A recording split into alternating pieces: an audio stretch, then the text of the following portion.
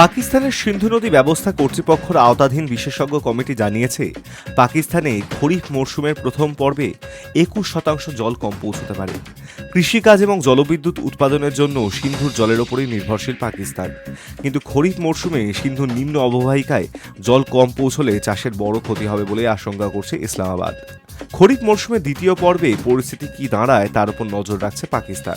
আইআরএসএ একটি প্রেস বিবৃতি দিয়ে জানিয়েছে, চন্দ্রভাগায় জলের প্রবাহ হঠাৎ করেই কমে যাওয়ায় পাকিস্তানে জল কম পৌঁছাচ্ছে, ফলে খরিফ মরশুমের প্রথম পর্বে কম জল পৌঁছবে সে দেশে।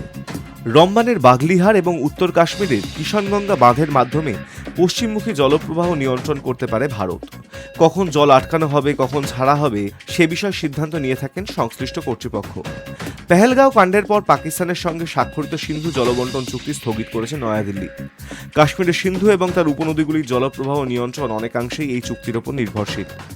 ভারত চুক্তির শর্ত না মানলে ইচ্ছামতন জলপ্রবাহ আটকে দিতে পারে বা বাড়তি জল ছাড়তে পারে। দুক্ষেত্রেই পাকিস্তানের সংকট তৈরির আশঙ্কা রয়েছে।